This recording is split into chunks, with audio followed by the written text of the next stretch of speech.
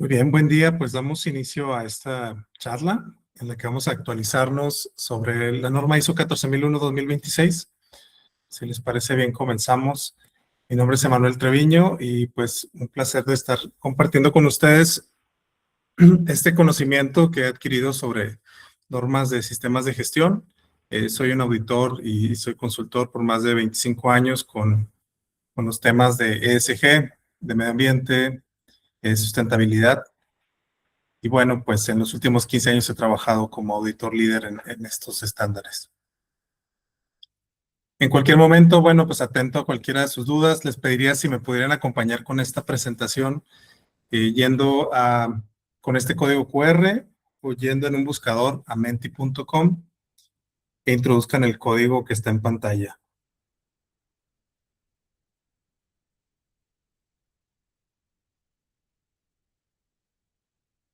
Sí, hasta el momento ya tengo algunas personas conectadas. Voy a dar un poquito de tiempo para que se puedan conectar, me puedan acompañar durante la presentación.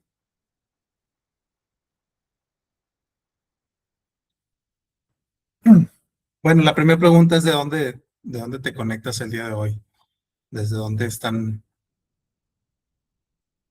acompañándonos.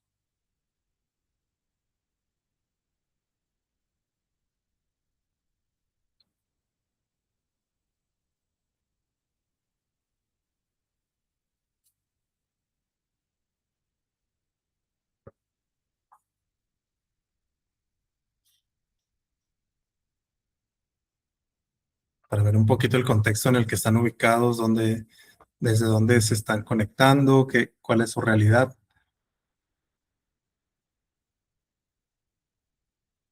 Bueno, vamos a dar un segundito para que... Mire, ahí hay una persona de Centroamérica. Bienvenidos.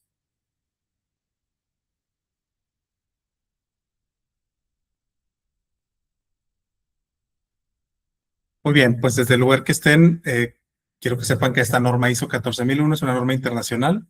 Aplica a personas, a organizaciones, ya sea industriales o de servicios, organizaciones lucrativas, gobiernos, cualquier tipo de organización en cualquier parte del mundo puede implementar esta norma de sistemas de gestión ambientales y también se pueden certificar bajo este estándar.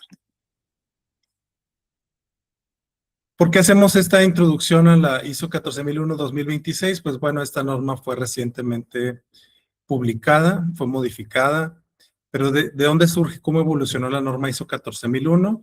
Pues todo viene de los años 90, cuando en Europa se crea el esquema de ecogestión y auditoría, ¿no? La EMAS o EMAS. En 1993 fue la primera vez que se creó un estándar, pues digamos, multinacional con aplicación a diferentes tipos de industrias que hace que la gestión ambiental pues se pueda medir de una manera estandarizada. Luego la ISO, la Organización Internacional de Estandarización, pues la trajo esta iniciativa, la trajo al nivel de una norma internacional que fuera aplicable más allá de las fronteras europeas o de la Comisión Europea. Y en 1996 se genera la primera edición de la ISO 14001. Y bueno, ¿qué traía de novedad qué era esta gestión ambiental? Pues era una administración de los aspectos ambientales siguiendo un ciclo de mejora continua, utilizando esta estructura de planear, hacer, verificar, actuar. En 2004, pues se ve la necesidad de reformar la norma y se concentra más este compromiso de las organizaciones hacia tener una prevención de la contaminación y otro pilar muy importante, pues que hubiera cumplimiento legal, ¿no? Que la organización estuviera comprometida con cumplir los requisitos legales aplicables y también cómo comunicar pues sus iniciativas, políticas, logros, objetivos de manera tanto interna como externa. En el 2015, pues nos encontramos con una norma totalmente cambiada, una reestructura general de la norma ISO 14001 y como la conocemos ahora, pues tiene 10 cláusulas, lo que conocemos como una estructura de alto nivel. ¿Por qué así de alto nivel? Porque pues esta estructura se comparte con todas las normas del sistemas de gestión. como la ISO 9001 de calidad, o la ISO 22000 de alimentos, la ISO 39001 de seguridad vial. Todas estas normas comparten esa misma estructura de 10 cláusulas. También importante, pues se atrae estos conceptos de enfoque a riesgos, o sea, que la norma nos ayude a mitigar los riesgos como organización, que analicemos el contexto en el que la empresa está operando y muy importante, pues que el liderazgo no viene de una persona de medio ambiente, de seguridad, de EHS, sino que el liderazgo viene de la más alta dirección, de la alta dirección o la alta gerencia de una organización. Pues, ¿qué novedades hay en este 2026 con la nueva norma? Pues una norma mucho más enfocada a sostenibilidad, con un enfoque más hacia los riesgos ambientales y que estemos preparados para los cambios, para esta gestión del cambio. Pues llevamos años esperando esta reforma de la norma. Digo, cada 5 años se hace una revisión de las normas. No hubo cambios en el 2020, pero en el 2025 sí se urgió a que pues hubiera una transición, unos cambios, y estuvieron en discusión prácticamente un año. El año pasado fue un periodo de discusión, de aportaciones para modificar la norma y para finalmente ser publicada el 15 de abril de este año. Aún, pues, muchas empresas ya están certificadas en ISO 14001, aún no ha habido transición. La transición se realizará, pues, después de que se emitan las directrices de los organismos de certificación y de las entidades de acreditación de cómo deberá ser esa transición, cómo deberá ser realizada. Tenemos 3 años para realizarla, o sea, de aquí a 2029 podemos optar por en alguna de nuestras auditorías de vigilancia, pues hacer esa transición a la nueva versión. Y si aún no se ha certificado la empresa, pues quizá en algunos, un par de meses ya podremos tener la opción de, pues, ser certificados bajo la norma 14001-2026. Bueno, pues una pregunta, ¿en tu organización están certificados en ISO 14001?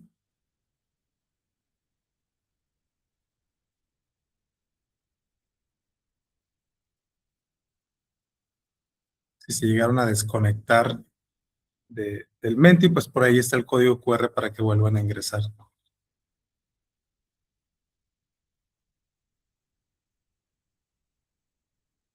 Pues aquí hay 3 opciones, sí, ya estamos certificados, 2, tenemos un sistema, pero no está certificado, y 3, pues no hemos implementado la norma en absoluto. Entonces, las empresas que ya están certificadas, aquí hay una persona que ha contestado que sí está certificada, pues entonces la idea es que en los próximos 3 años están pues obligados a hacer la transición hacia la nueva versión de la norma. Tenemos suficiente tiempo, es importante, bueno, pues enterarnos primero de los cambios, adquirir la nueva norma y más allá de eso, pues empezar a hacer esa implementación de los elementos nuevos que por aquí estaremos viendo. Si ya cuentan con un sistema, pero no se han certificado, pues, ¿qué hace la diferencia de la certificación? Pues definitivamente tener unos ojos externos siempre hace que sintamos un poquito más de presión, un poquito más de estrés hacia que nuestros elementos del sistema se vean pues evaluados y así poder empujar hacia la mejora continua. Y si no han implementado esta norma, pues les invito a que vean los beneficios que conlleva la implementación y certificación bajo la norma ISO 14001. Bueno, por aquí, ¿cuántas cláusulas tiene la norma ISO 14001? Lo mencionamos hace un momento.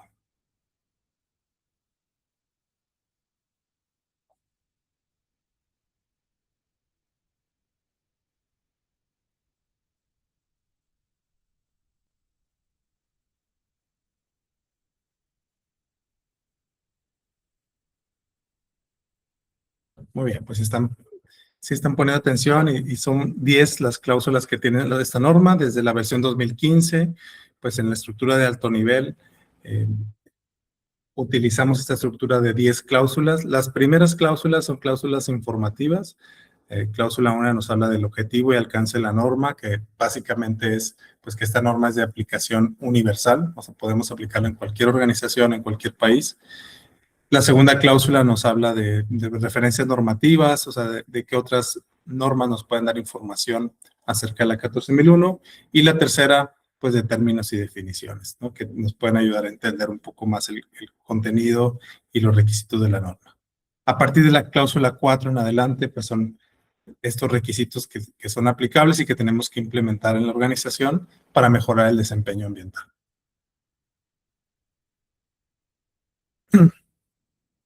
Algunos cambios que tuvo la norma, que, bueno, pues son cambios, digamos, de forma, que no realmente no aportan nuevos requisitos. Si ustedes ya conocían las versiones anteriores de la 14001, pues en realidad estos son pequeños cambios que veremos al hacer la lectura de la norma. Por ejemplo, en la cláusula 5.1, pues hablamos de negocio, ¿no? Es importante que la norma sea entendida como parte de la estrategia del negocio.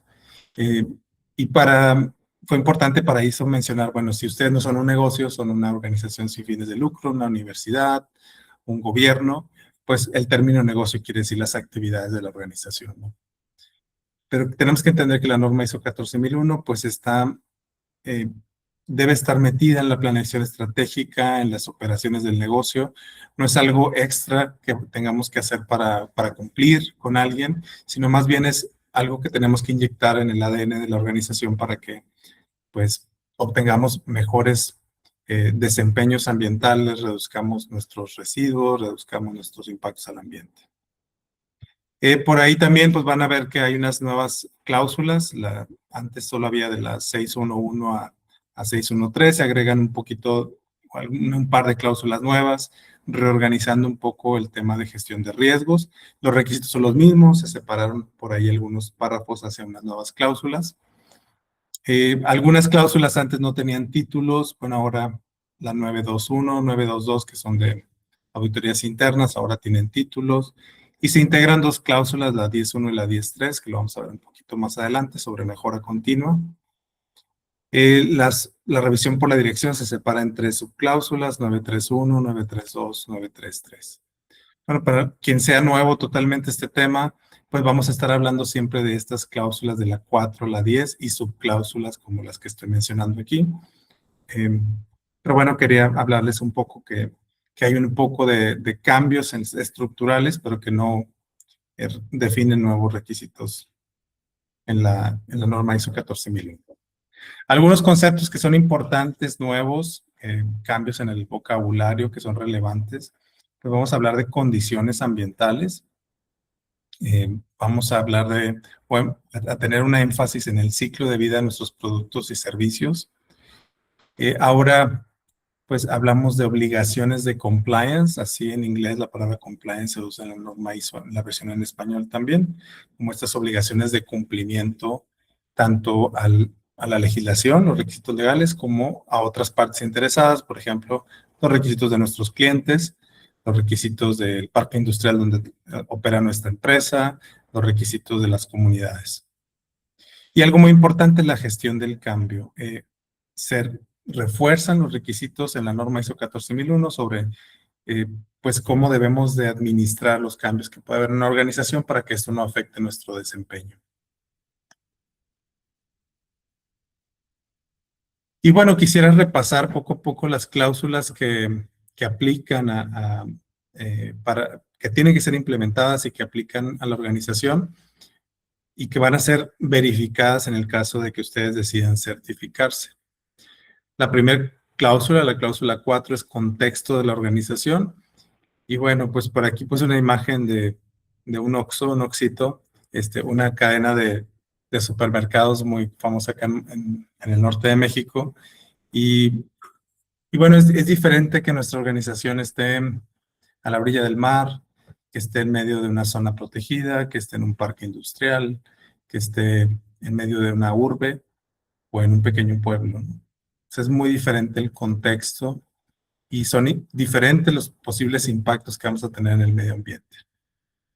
Por eso nos pide la norma que analicemos el contexto de la organización y al contexto le está agregando una palabra clave, ¿no? Que es el, la condición ambiental en la que se encuentra ese contexto. Entonces les voy a pedir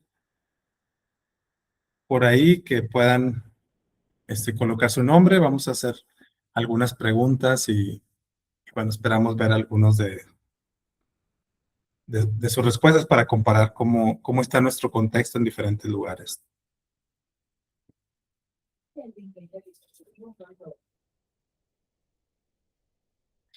La primera pregunta, estado o característica del medio ambiente determinado en un punto específico en el tiempo. ¿A qué creen que se refiere esta definición?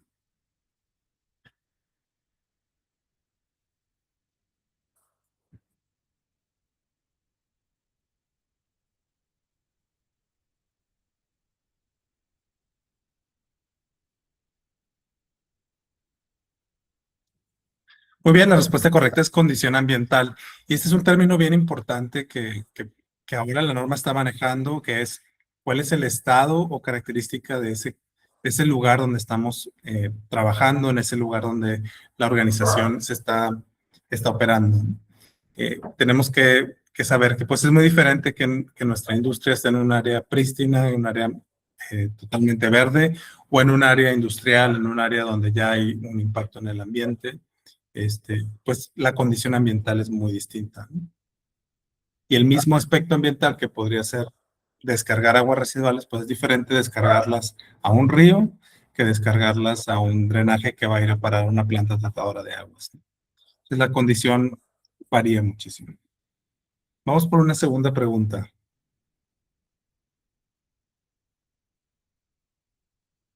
Aquí les voy a poner tres ejemplos de condiciones o de tres ejemplos o tres conceptos y ustedes quiero que me digan cuál de estas sería una condición ambiental.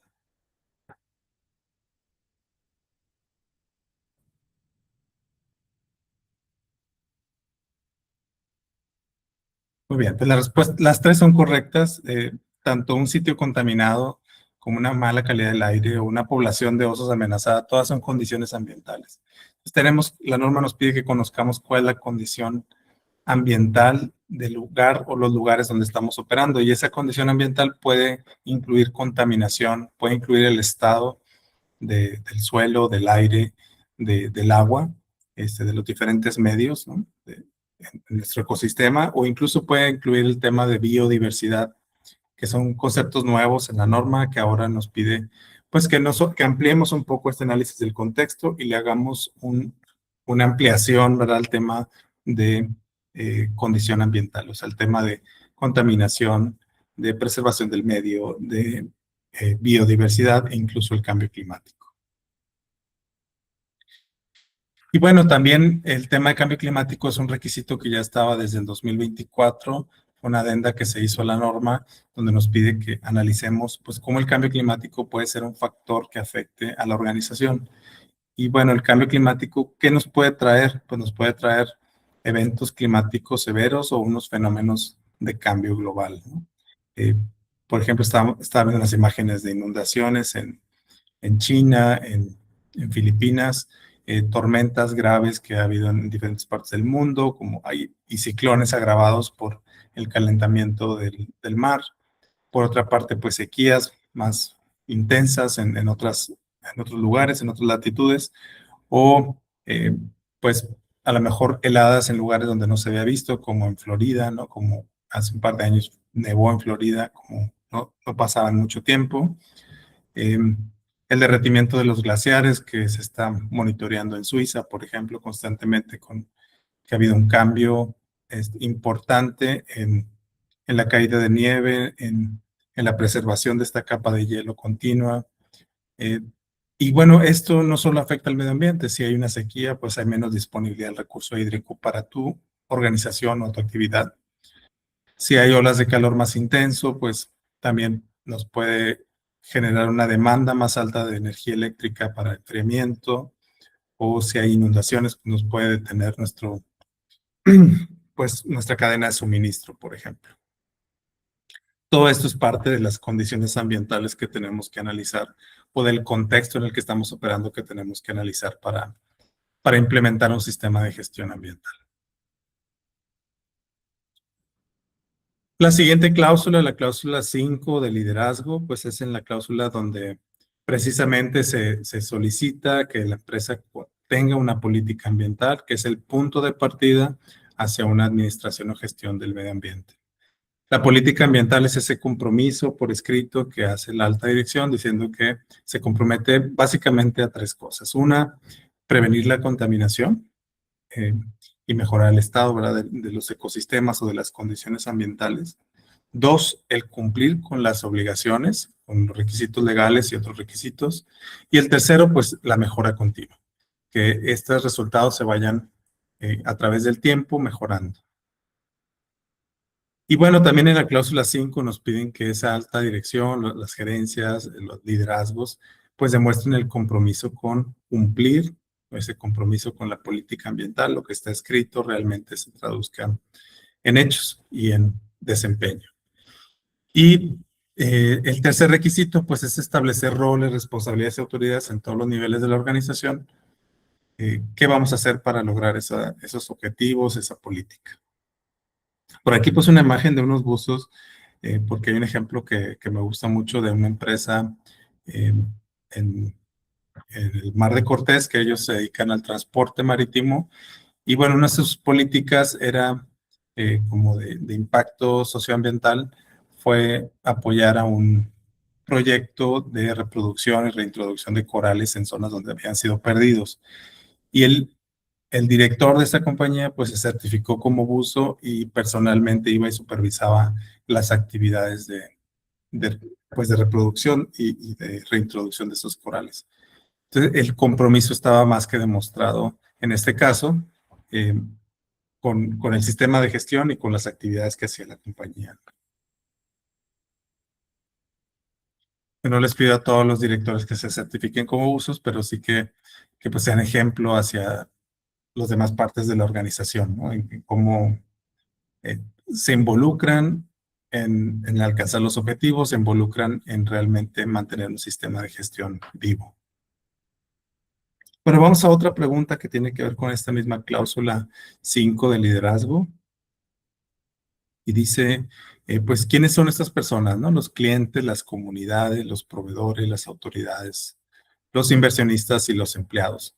Estos son ejemplos de...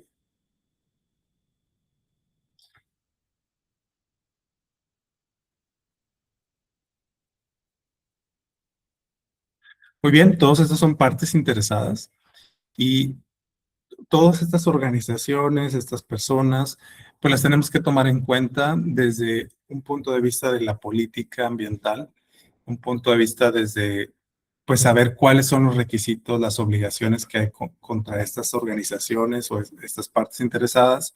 Quizá los inversionistas nos exigen que tengamos un mejor desempeño ambiental, una buena reputación. Los empleados, pues, cada vez más exigen que haya programas que se traduzcan en un cambio ambiental positivo, que no sea solo un greenwashing, sino que realmente busquemos tener un impacto positivo en las comunidades donde operamos. Quizá las comunidades nos hacen exigencia de pues que haya más áreas verdes, que haya una calidad del aire adecuada, saludable, ¿no? Y por supuesto las autoridades tienen requisitos legales. Todas estas partes interesadas las tenemos que tomar en cuenta para que nuestro sistema de gestión realmente tenga un impacto. Seguimos con la cláusula 6, la cláusula de planificación. En esta cláusula, pues tenemos por una parte que establecer objetivos, ¿verdad? Ya dijimos que tenemos un compromiso con el medio ambiente, pero ahora, ¿cómo lo traducimos eso en objetivos claros, ¿no? Que los estemos revisando de una manera periódica, quizá anualmente. Y bueno, objetivos que realmente tengan un impacto, ¿no? Puse una imagen aquí de Save the Planet y estamos recolectando basura, ¿no? Pero esos objetivos tienen que estar alineados a cuáles son los aspectos e impactos de la organización. O sea, si mi organización consume millones de metros cúbicos de agua, bueno, pues mi objetivo será reducir ese consumo, que mi agua esté lo mejor aprovechada posible y no simplemente pues una tarea de ir y limpiar un área verde. Si mi empresa, su mayor impacto es pues quizá la generación de residuos, pues entonces sí, que mis objetivos sean trabajar para que los residuos se vayan disminuyendo. Si en mi empresa he visto objetivos que son bastante poco, pues poco alineados, ¿no? A estos aspectos ambientales y que van, oye, a lo mejor un objetivo de reducción de energía y hacen un cambio de luminarias, ¿no? Que realmente representan menos del 1% de la energía que usa la planta, ¿no? Entonces, ¿por qué no nos vamos a estos objetivos que son mucho más ambiciosos y que alineados a los aspectos ambientales de la organización y que realmente se van a traducir en ahorros pues de dinero, ¿verdad? De recursos para la propia empresa.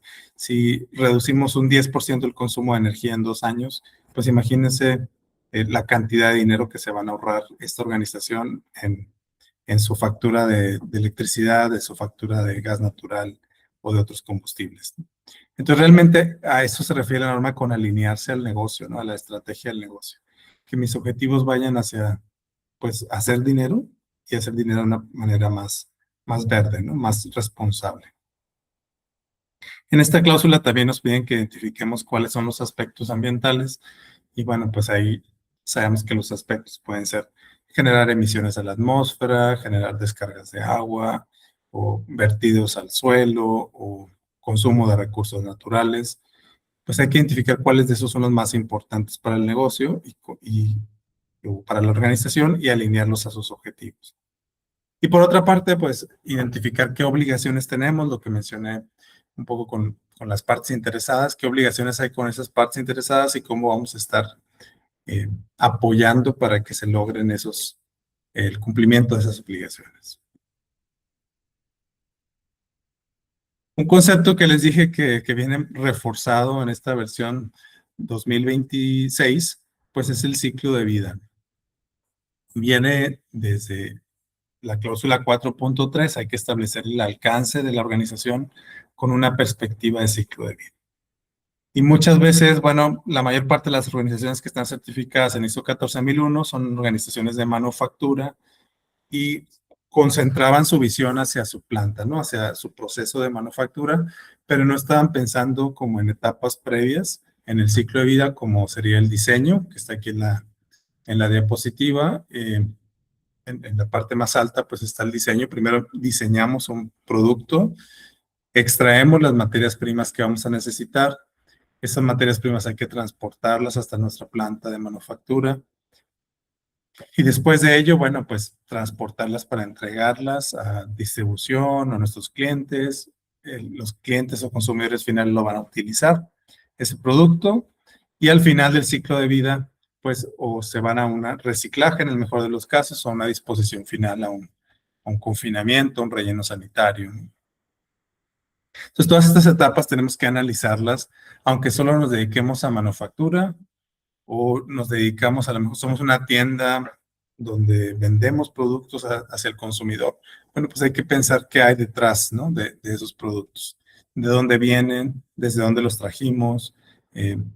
Y bueno, la norma nos está dando como estos flachazos o estas ideas o estos guiños de, bueno, preocúpate también por consumir local, preocúpate porque las materias primas sean sustentables, sean sostenibles y que vengan de fuentes que sean renovables, ¿no? ¿Y qué va a pasar al final del ciclo de vida? Pues cada vez hay más legislación al respecto de recuperar los productos al final de su ciclo de vida, hacerlos más reparables, hacerlos reutilizables o incluso reciclables.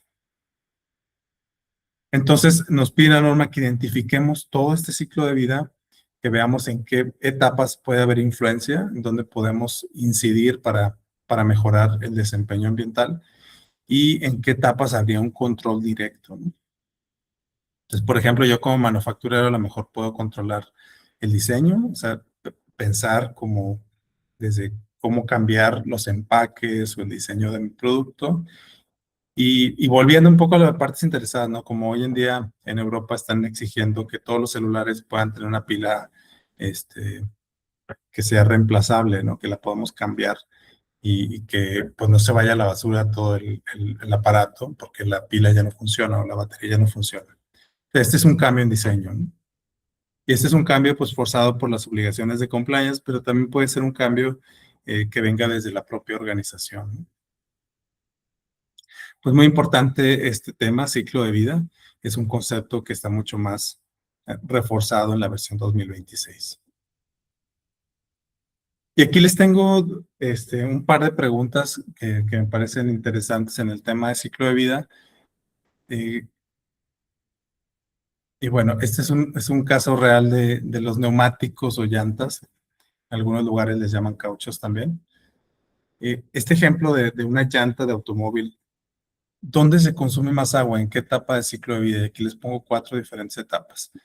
En las plantaciones de caucho, o sea, de los árboles de caucho que se utilizará como materia prima, en la propia fabricación de la llanta, en la utilización en el automóvil o cuando lo disponemos al final de su ciclo de vida. Y sí, la respuesta correcta es en la plantación de caucho, ¿no? En estos árboles de caucho se utiliza pues 20 veces más agua que en cualquier otra etapa del ciclo de vida. Entonces me tocó con una empresa precisamente de fabricación de estos equipos que estaba concentrada en apoyar a los agricultores o silvicultores en que esas plantaciones forestales fueran más eficientes en el riego. Aunque estaba muy fuera del alcance de la empresa, bueno, sus proyectos iban más hacia cómo disminuir el consumo de agua en esas plantaciones y no tanto en la fábrica. Siguiendo este mismo ejemplo, bueno, otra pregunta rápida. eh, ¿Dónde creen que se genera más emisiones de carbono? O sea, ¿dónde hay más eh, huella de carbono? ¿En las plantaciones de caucho, en la fabricación de la llanta, en la utilización del automóvil, o ya cuando la llanta se va a disposición?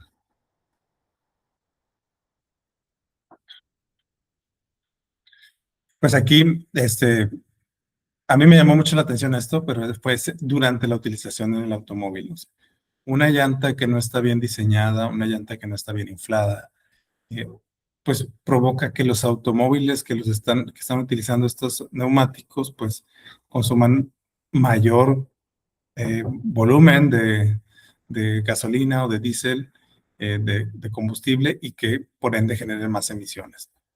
Entonces, esta misma empresa que el ejemplo que les estoy dando, ellos están trabajando en cómo rediseñar la huella de la llanta para que tenga un menor consumo de energía el automóvil, ¿no? Y han logrado que algunas de estas llantas ustedes pueden ver en el mercado que ya hay nombres así como eco, bio, que tienen que ver con eficiencia, ¿no?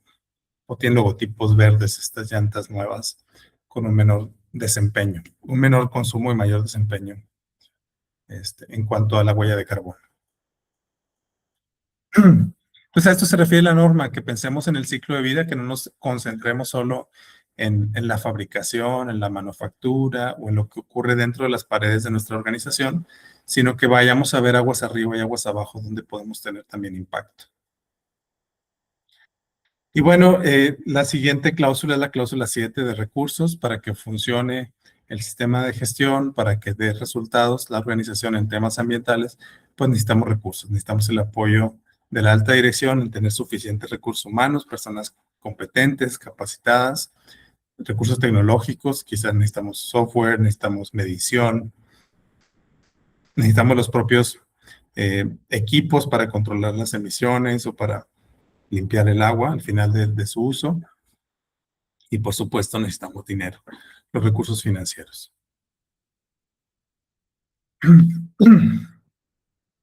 Y uno de los cambios que vienen fuertes en esta versión de la norma es la gestión del cambio, ¿no? ¿Cómo planificamos los cambios desde, por ejemplo, pues vamos a instalar un nuevo equipo, un nuevo proceso?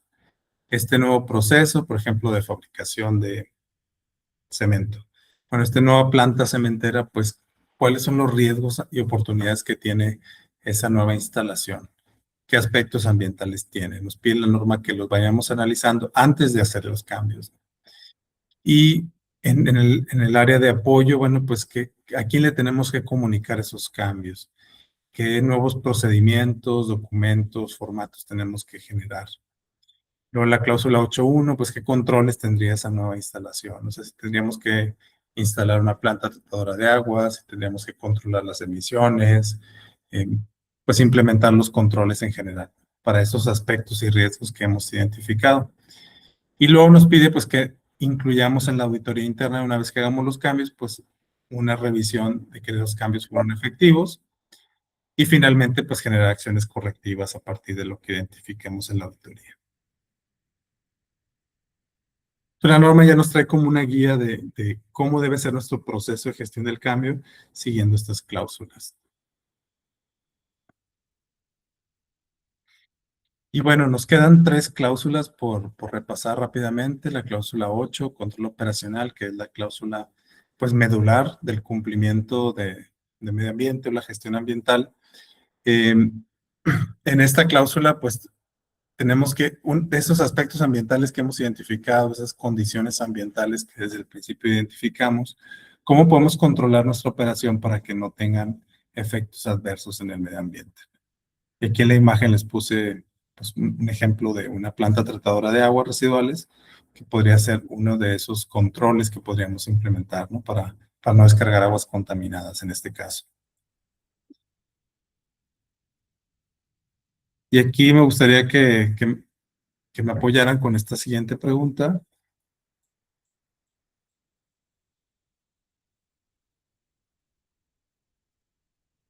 que tiene que ver precisamente pues con controles operacionales.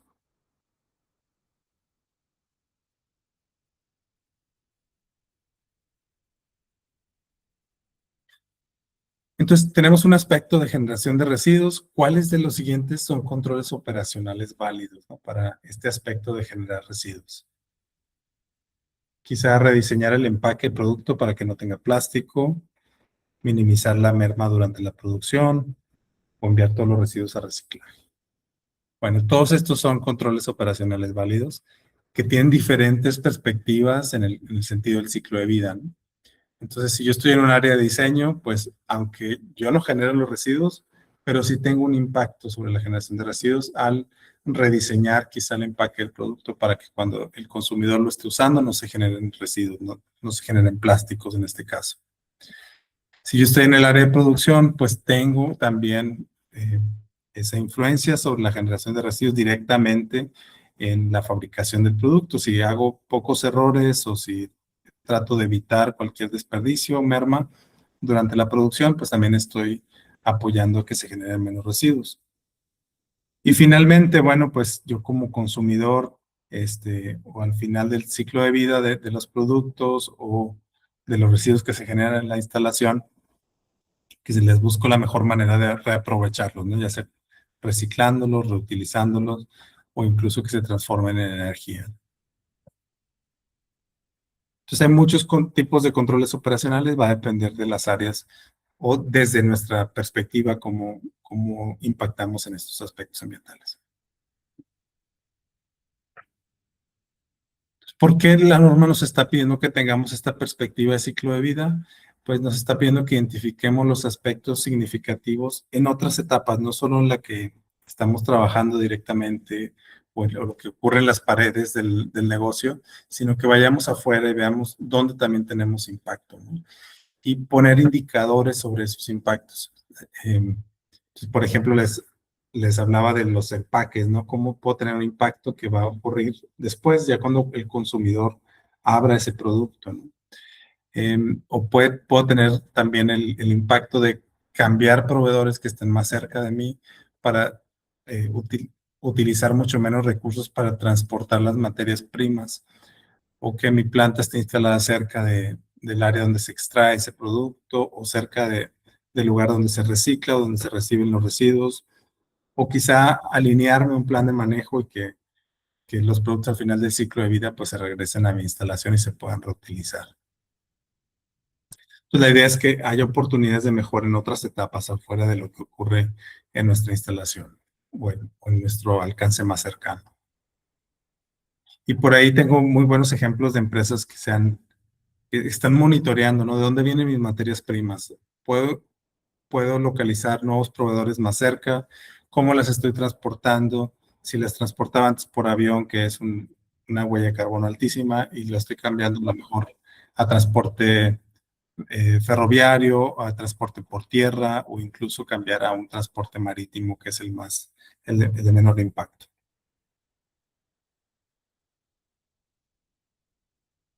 Y algo que se ha reforzado, ¿no? Con esta versión 2026, el control de los procesos, productos y servicios suministrados externamente, o sea, de nuestros proveedores y contratistas. Pues tenemos que establecer requisitos dentro de nuestro control de influencia sobre, por ejemplo, un proceso subcontratado. Si yo soy una empresa que me dedico a fabricar, no sé, unas piezas metálicas, pero las envío a un lugar a que les hagan tratamiento térmico. Bueno, ¿cómo le pido a ese proveedor de tratamiento térmico pues que también trabaje sobre sus aspectos ambientales, eh, tenga una mejor eficiencia energética, que tenga una menor generación de residuos o incluso que se certifique sobre la norma ISO 14001? O productos, bueno, lo que yo compro, lo que estoy adquiriendo como materia prima, cómo hago que a lo mejor tenga menos empaque, que pueda el proveedor pues asegurarme que viene de una fuente legal, por ejemplo, si es madera, de un bosque sustentable con un sello, un logotipo, o si son unos textiles, pues que vengan de algodón, de fibras recicladas. ¿Cómo le puedo ir solicitando a mis proveedores que vayan mejorando su desempeño ambiental? Y en el caso de servicios, bueno, si tengo contratistas, si tengo personas que están viniendo a mi instalación, ¿cómo les informo de cuáles son nuestros requisitos ambientales, de cuáles son los requisitos para ingresar a la instalación, cómo deben de cuidar del medio ambiente, de la generación de residuos, cómo segregar sus propios desechos? Entonces, de esto habla la norma en la parte de control a proveedores. La penúltima cláusula, la cláusula 9, evaluación del desempeño, pues habla desde que establezca yo indicadores con los que voy a estar monitoreando mi desempeño ambiental y con lo que voy a estar comprobando que estamos mejorando. Y también pues implementar una serie de auditorías y revisiones para tener información de cómo está el sistema, si es adecuado, si es efectivo y si se puede mejorar.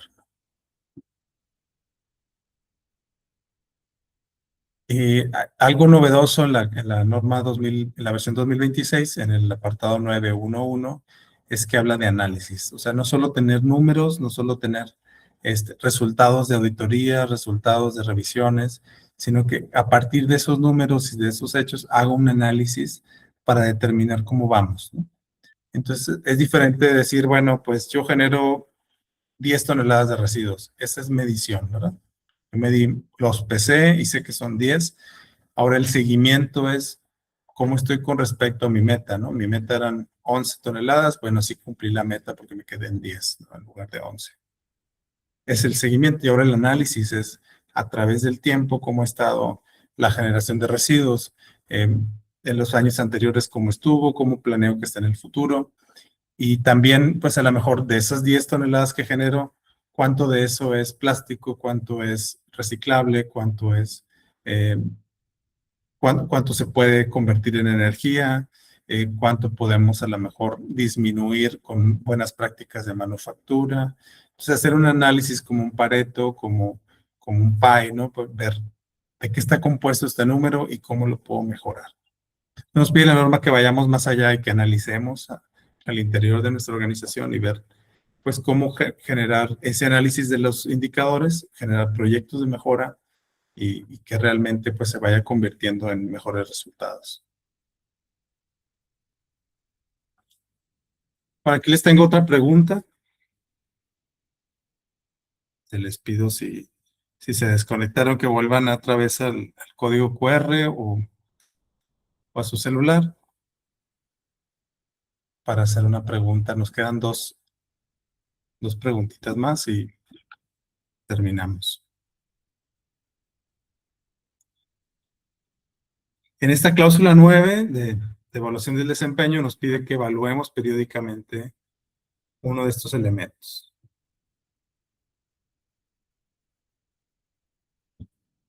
Desde el principio les comentaba que había 3 compromisos importantes en la gestión ambiental. Un compromiso con prevenir la contaminación, un compromiso con cumplir con las obligaciones y un compromiso con la mejora continua. Entonces aquí este compromiso ya se ve materializado y nos pide la norma que evaluemos el cumplimiento, ¿no? La práctica común es cada año, sin embargo, pues hay organizaciones que cada mes hacen avances de cómo vamos con el cumplimiento, hay empresas que se van a cada 2 años porque hay una auditoría externa cada 2 años, o bueno, hay diferentes periodos, ¿no? Que aquí cada organización lo define. Y nos vamos con la última cláusula, la cláusula de mejora continua.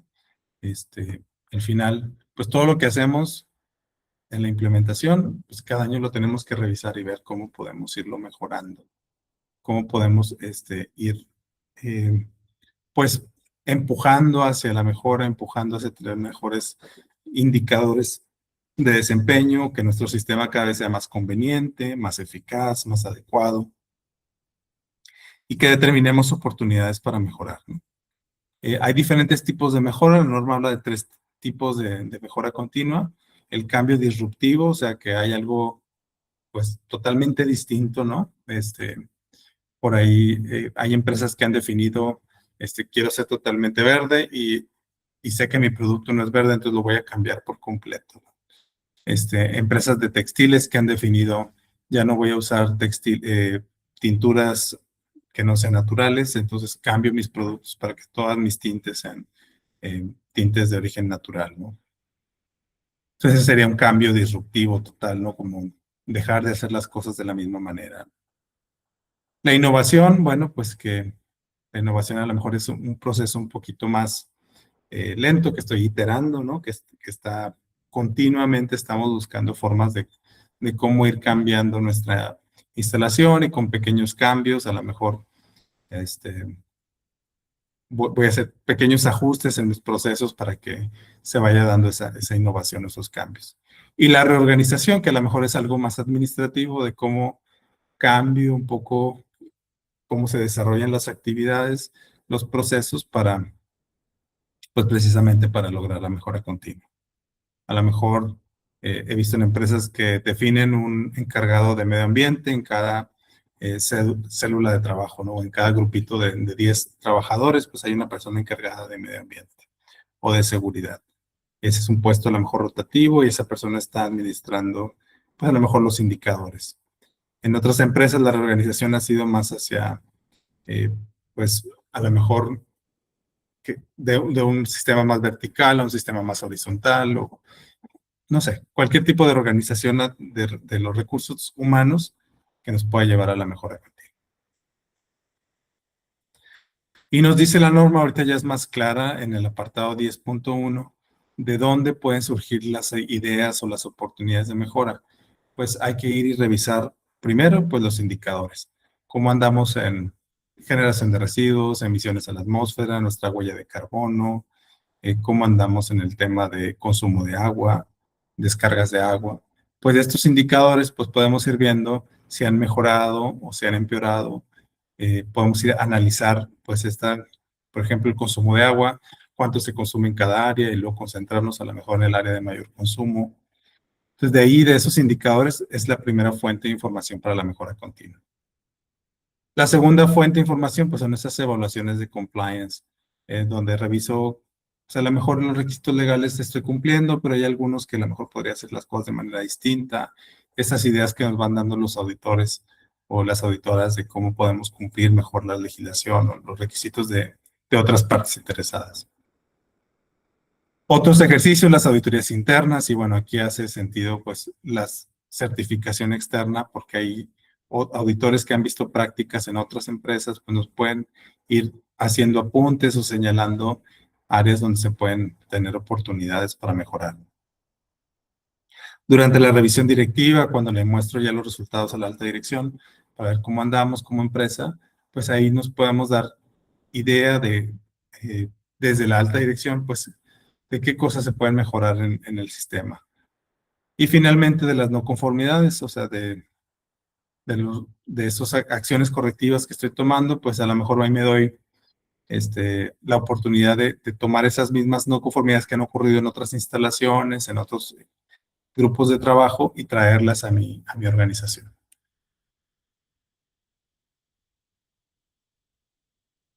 Bueno, y les tengo finalmente una última pregunta.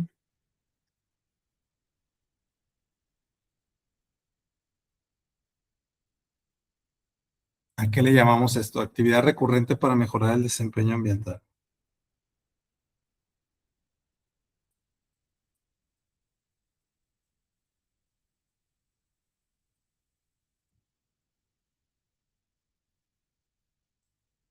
Entonces, este es el último, el tercer compromiso del sistema de gestión ambiental es la mejora continua. Entonces, no vale con ya implementé, ya tengo todo cubierto, sino cada vez tengo que hacerlo mejor. Y precisamente, bueno, a veces vemos empresas que dicen, pero ellos cómo están certificados en ISO 14001, si emiten emisiones a la atmósfera, si consumen agua. Bueno, pues todas las organizaciones tienen impactos, ¿verdad? La idea es que esos impactos los vayamos disminuyendo paulatinamente, gradualmente y continuamente.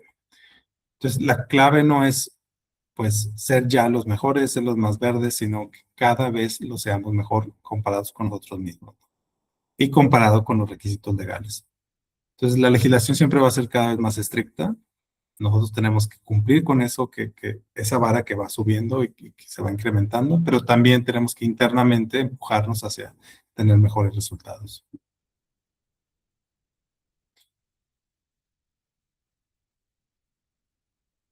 Bueno, pues por ahí felicito a los primeros lugares de este quiz, que estuvieron atentos a las preguntas. Gracias. Y bueno, si quieres aprender más sobre la norma ISO 14001, vamos a tener un curso online sincrónico sobre 14001, la versión 2026, este próximo 31 de julio, eh, de 9 a 1 en la hora de Ciudad de México. El precio es 3,480 y para las personas que estuvieron en este webinar, pues les tenemos este código promocional. Si usan este código cookie en la inscripción, pues tendrían un 25% de descuento.